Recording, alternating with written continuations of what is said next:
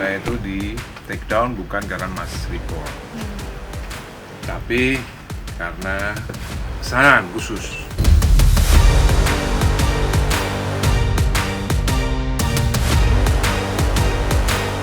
Ya kalau dari info dari Kementerian Komdigi yang bersangkutan, saya nggak tahu yang bersangkutan itu siapa, YBS.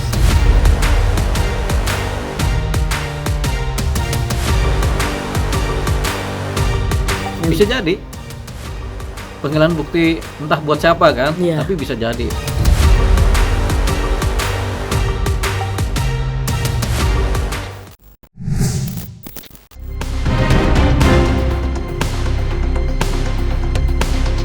Masih menuai sorotan tajam, polemik pemblokiran akun media sosial milik musisi Ahmad Dhani, terlebih bila menoleh ke arah aktivitas terakhir akun tersebut sebelum hilang di telan bumi, di mana sang musisi senior sedang gencar-gencarnya menguak kembali cerita lama soal kisru perceraiannya yang terjadi 20 tahun silam. Menanggapi hal tersebut, Ahmad Dhani pun menempuh langkah tegas. Dan kemarin, tepatnya tanggal 4 Mei 2026, Ahmad Dhani dan kuasa hukum kedapatan menyambangi Bareskrim Polri. Di sana, mereka pun mendapatkan kabar mengejutkan, yang mana akun media sosial miliknya itu bukan menghilang akibat pelaporan massal warganet, melainkan perintah dari seseorang. Lantas, mungkinkah semua ini masih berkaitan dengan aktivitas terkahir media sosial Ahmad Dhani?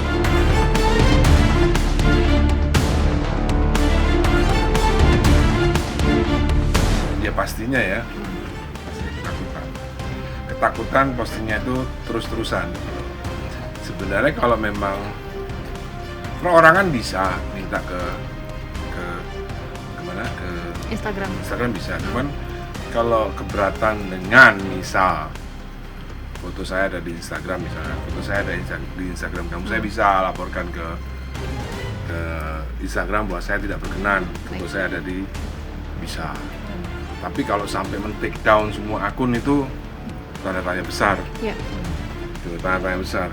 Kok kalaupun misalnya ada yang tidak berkenan, ya minimal postingan itu saja yang tidak dipasangkan.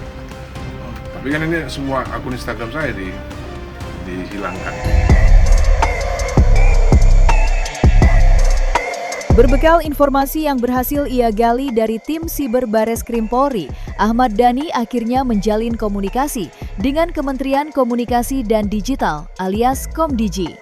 Betapa terkejutnya Ahmad Dhani ketika dirinya mendapatkan informasi dari Komdigi. Pasalnya, bapak 5 anak itu diberi penjelasan bahwa permintaan atas pemblokiran akun miliknya tidak dilakukan melalui Komdigi, melainkan diduga dilakukan secara langsung ke perusahaan teknologi yang menaungi media sosial terkait. Sebuah perusahaan multinasional yang berbasis di pesisir Teluk San Francisco, Amerika Serikat. Lantas, siapa sebenarnya sosok yang memiliki andil besar di balik misteri pemblokiran akun media sosial Ahmad Dhani?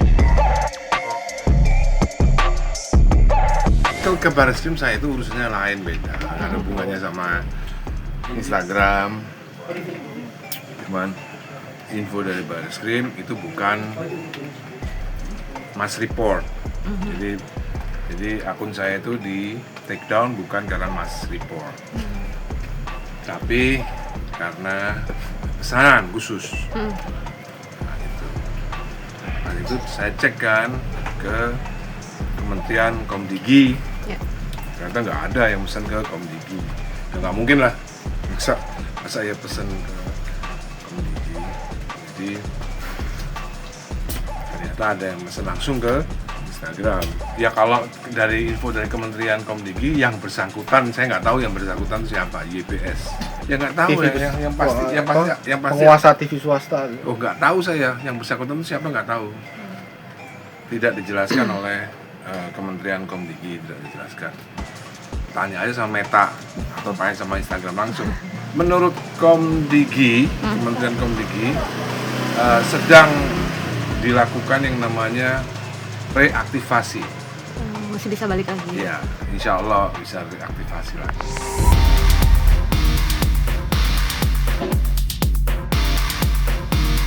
Kisru, akun media sosial milik Ahmad Dhani yang menghilang secara tiba-tiba memang berhasil menjadi buah bibir perbincangan hangat masyarakat.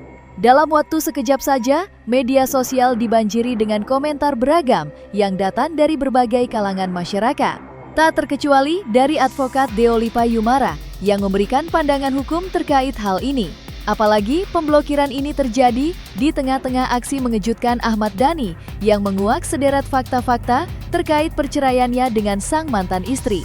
Lantas, bagaimana pandangan hukum Deolipa soal potensi keterkaitan isu tersebut dalam pemblokiran akun media sosial Ahmad Dhani?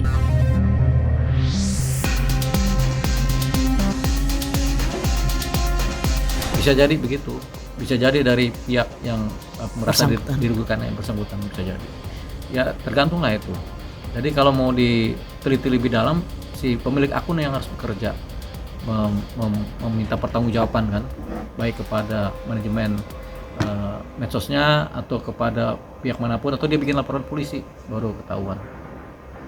Jadi tergantung si pemilik akun. Kalau dia juga cuek aja ya sudah, apa yang mau diproses kan begitu.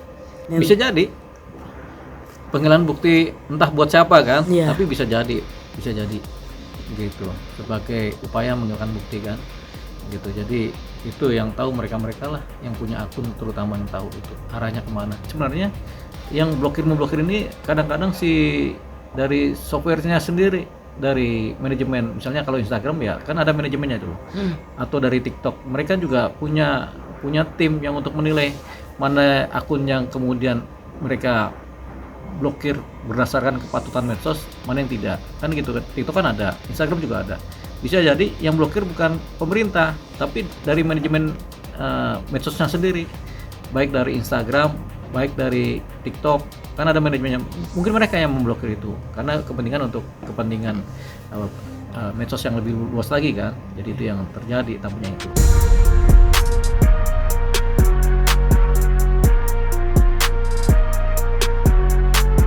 Di lain sisi, publik pun sempat dibuat gempar lewat ucapan yang dituturkan oleh Ahmad Dhani ketika ditemui awak media pasca menjalani konsultasi di Bareskrim Polri. Pasalnya, Ahmad Dhani sempat menuturkan hasil diskusi terkait adanya dugaan keterlibatan pemangku kuasa di balik pemblokiran akun media sosialnya. Sontak saja, hal itu pun membuat publik gempar. Sebelum akhirnya spekulasi itu terjawab dengan komunikasi yang ia jalin bersama Komdiji. Di sini ada ahli cyber kan. Kita bertanya bagaimana proses Instagram bisa di take down itu bagaimana. Dan menurut teman kita di atas itu nggak mungkin dari laporan, mungkin dari laporan mass report. Kemudian ini ada orang penting bisa sampai ke akses atas untuk bisa men-take Instagram saya. Karena tidak semua orang paham. Tapi tadi ketika ada di sebenarnya tujuannya bukan itu tadi. Kita tujuannya yang lain. Tapi karena berhubung berarti ngobrolnya itu yang inti saya tidak bisa, pertemuan ini saya tidak bisa laporkan kepada media. Yang bisa saya laporkan ke media cuma tadi ternyata kita berdiskusi setelah melihat kondisi Instagram saya, ternyata Instagram saya di take down oleh pemerintah. Hanya pemerintah yang bukan Mas Report. Cuman ini yang pasti bukan Mas Report. Ini ada otoritas lain di atas itu. Dugaan abang kita nggak bilang pemerintah ya, kan saya juga pemerintah. Beralat kan? Kan saya juga pemerintah gitu ya kan? Kan saya juga bagian daripada partai yang berkuasa kan gitu.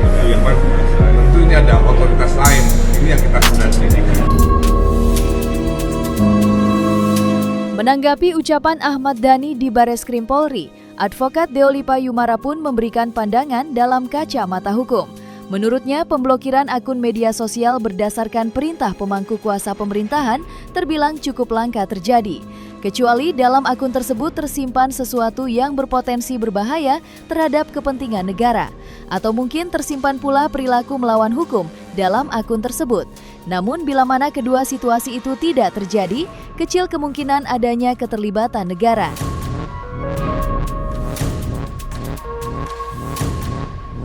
Ini kan ada Komdigi ya, komisi digital ya. Nah, apakah mereka boleh memblokir?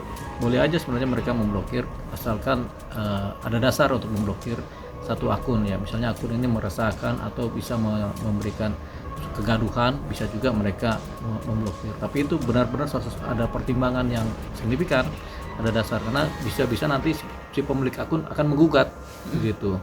Nah, jadi itu kalau penyebabnya adalah pemerintah, namanya pemerintah melakukan langkah intervensi, mengintervensi atau kemudian masuk ke wilayah-wilayah privasi pemilik akun gitu, yang namanya pengekangan terhadap kebebasan komunikasi di dunia medsos, kan termasuk pengekangan kan. Tapi itu jarang sekali terjadi. Nah, kalau itu pun terjadi dari pemerintah, pasti ada sesuatu yang bisa membahayakan kepentingan negara, itu baru kemudian pemerintah melakukan langkah blokir. Bisa normatif ya, tapi sebaiknya yang begitu-begitu bukan urusan dari lembaga politik ya atau pemerintah ya, kecuali sudah benar-benar misalnya ada konten-konten yang melanggar hukum, itu udah pasti diblokir itu. Pemerintah udah punya kewenangan memblokir. Makanya ukurannya apakah konten-kontennya Ahmad Dhani itu melanggar hukum apa tidak. Kalau dia melanggar hukum, pemerintah punya kewenangan untuk memblokir. Tapi kalau dia masih tidak melanggar hukum, ya tidak punya kewenangan pemerintah memblokir. Sementara itu, kepada awak, media Ahmad Dhani secara tegas memberikan pernyataan bahwa dirinya tidak akan membuat laporan terkait pemblokiran tersebut, sehingga hampir dapat dipastikan jika perkara sengit pemblokan akun media sosial tersebut tidak akan bergulir kencang hingga ke ranah hukum. Mengingat permasalahan hukum baru akan terjadi bila mana Ahmad Dhani bersikeras memperkarakan kisruh ini.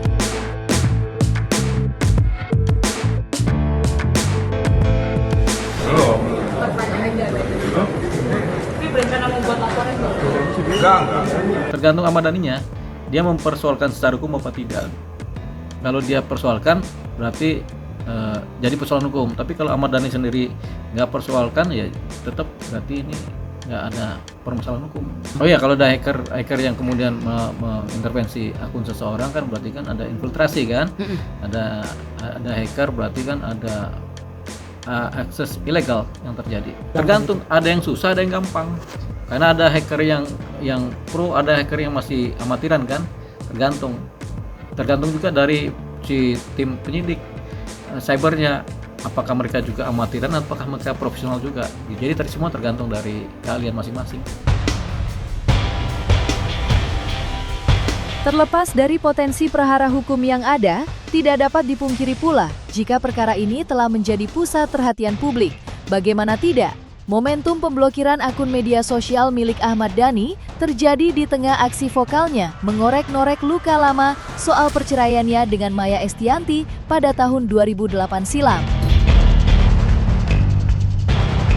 Dan tepat 1 hari sebelum akun itu menghilang saja, Ahmad Dhani masih kedapatan bersuara lantang dengan membeberkan beberapa bukti baru berbentuk dokumen penting yang diduga merupakan surat pernyataan sang mantan istri. Sebuah dokumen misterius yang telah berulang kali dibahas oleh Ahmad Dhani sejak 1 tahun yang lalu. Seorang Ahmad Dhani, apa yang dia yakini benar, itu akan dia lakukan. Itu yang kita tahu. Jadi menurut dia itu benar, go ahead, jalan dia ya. Yang saya tangkap dan saya lihat bahwa memang ini mungkin udah numpuk aja. Ini udah numpuk, ya kan? Satu numpuk yang ujungnya kalau serangannya ke dia sih dia mungkin dia bisa ditahan, tapi ketika serangan itu udah secara langsung kepada anaknya ya, terutama yang masih kecil. Kalau Al-Eldul kan sudah dewasa, sudah bisa dia menyortir ya kan, menyortir itu udah bisa dia kan. Cuman untuk Vea dan Ali yang masih labil ini, ya tentunya sebagai seorang ayah dia harus di depan ya kan, untuk mengklarifikasi ini supaya ya kita harus sama-sama bijak. Kalau ini silahkan jangan ke anaknya lah ya kan, jangan ke anak lah, kasihan ya kan. Itu kalau kita balikin ke kita, anaknya nggak bersalah. Pasti kita pengen ekspresi mengedepankan estetika. jelas tadi mendengarkan.